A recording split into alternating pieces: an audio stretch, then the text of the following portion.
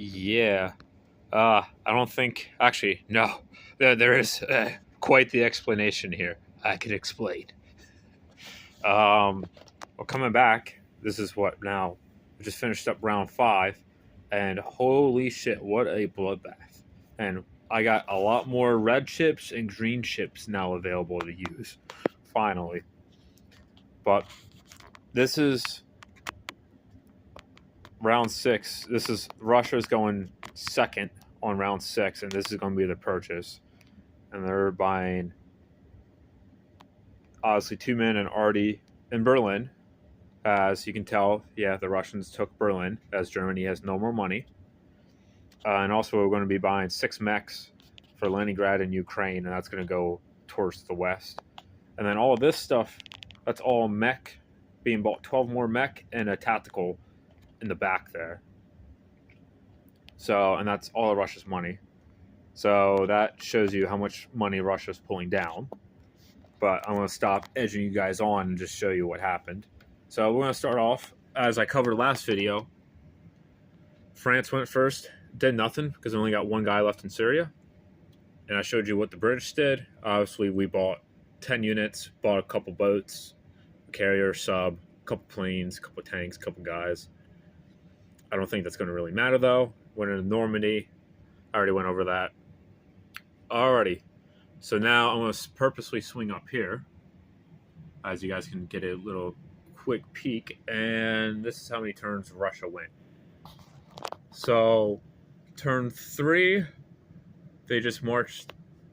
They took Romania and Poland. And obviously they had their big army there in eastern Poland still. And that was about it. I think they took Finland. And yeah, they took Finland too. Repositioned a couple stuff, and that was it. And then I'm going to go back up here. Yeah, and here's America. So they went 2 times this turn, but they did nothing. Well, turn 4, they cleaned up all of Canada. So now they're getting an extra 7. And turn 7, they went. I'll just cover them right now. So they just spent all their money in the Pacific. So now we have our 3rd carrier. We got a couple more transports, got a couple more boats. So I'm just going to be going full Pacific here, I feel like. Which I don't know now because of what's going on in Europe. I don't know. It's just with America, how it's positioned. Okay, I can go after Russia. Okay, in one turn straight up to the Far East there. But whoop-de-doo, you have to go all the way. And that's very little money that they're losing. And obviously the Russians can react to that super easily. Likewise, if I were to come up here, okay, so we go up to Iceland, then Norway, that's 2 turns. Or, okay, whoop-de-doo, if the Russians. And then to actually land it, that's 3 turns, which is doable. They can go, back to back to back. But even then, it just takes so long. America can't realistically do a whole lot unless it gets to go 6 times in a row. And you have to build up, transport shuck and all that. And you have to build continuously, too. And that means America has to give up everything else. So, and I don't think the British are going to definitely not have the horses to be able to compete with the Russians toe-to-toe. So, that's kind of that predicament. Turn 5. Who went turn 5? Oh, yes, that's right. The Russians went turn 5 again. And this time, then, we moved our army. God, I can't see the sun glare, or the light glare. There we go. Just get better eyes, I know. So we moved our whole stack from eastern Poland into Poland.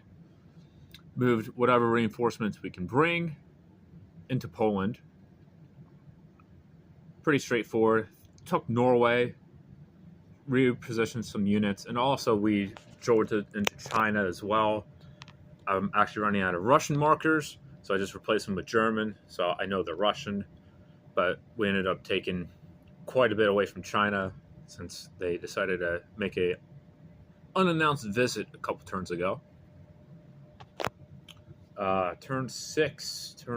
Oh, Japan finally gets to catch a break. So they went out. We took another 10, 11 IPCs of gains, so now we're making 50.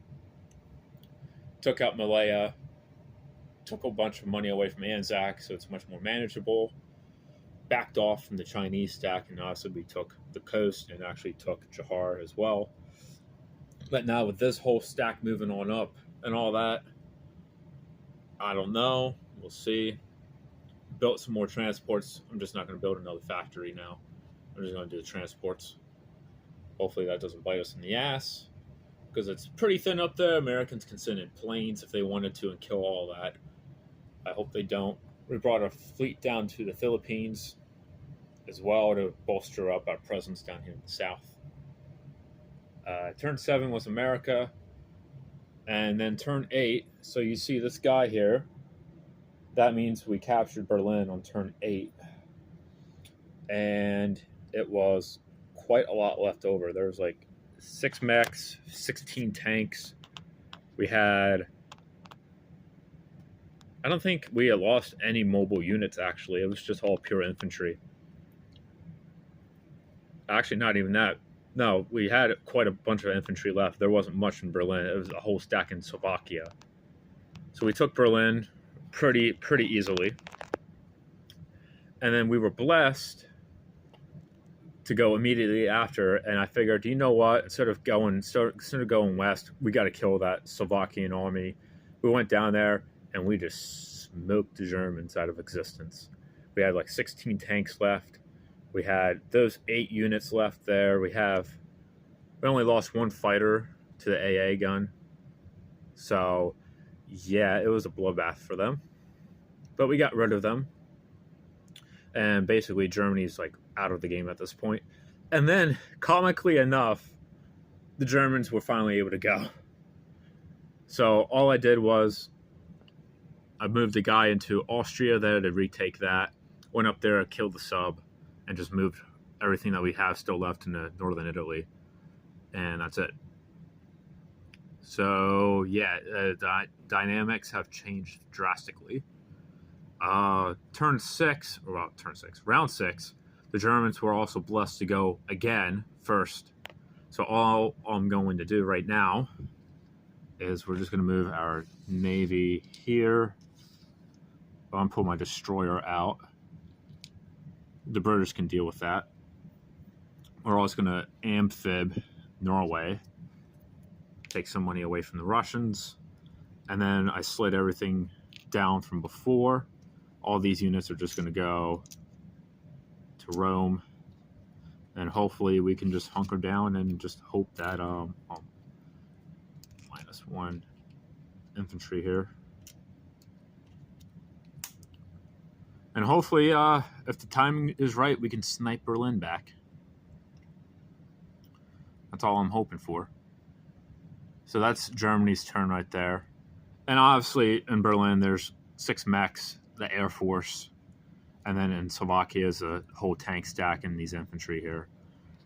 Because I just figured, well, I know what I was doing with Germany. I also rolled the random wheel for the next turn, and guess who goes again? Take a wild guess. No, it's Russia. So hence the reason why I have all the Russian units put into position for their attacks and all that. Figured I'd put a guy here in Austria so that the Russian tanks can't just blitz in and just fully kill all the German units. Trying to buy ourselves some time. And yeah, this might be a Russian victory here. Because the thing is, the Russians are making close to 100 total with bonuses. Now, without bonuses, they're still making double of what the British are making. And they have, 9, 11, 12, 15 ground units, 19 ground units? Okay, and most of them are at 2s. I have right there was at 15, 16, 17, 18 tanks there going in Austria. So all their ground units alone combined against just my tanks. And that's not including all the other infantry and mechs and all that and my Air Force. So even if the British were able to dump everything all onto Western Germany in one shot, which they can't because they only got 2 transports, the Russians will be able to sweep the British. And the British don't have the means to keep up. So unless the British get to go, 5 turns in a row and the Russians don't go for another 3 rounds, which is possible. It happened to Japan. It's just the Japanese got lucky with it because all their enemies are super weak to start. So they realistically can't do anything unless they go 10 times in a row, but they only got to go 5. So, yeah. That is quite the extent. Oh, Middle East as well. We're going to go kill the French. I'm hoping we can go again. And if we can get rid of this army here in Egypt, then the British down here can't do anything against me in the Middle East. Because I only got 1 infantry down there. So if that's the case, if we are able to, then I might just build a factory here in Iraq. Start, that air base and start going east. So, but that's all. That is quite the Russian juggernaut. So we'll see how things go. But I'm going to dip out. I want to keep going. Today's my day of relaxation for once. So, but you guys enjoy yourselves and have a nice one.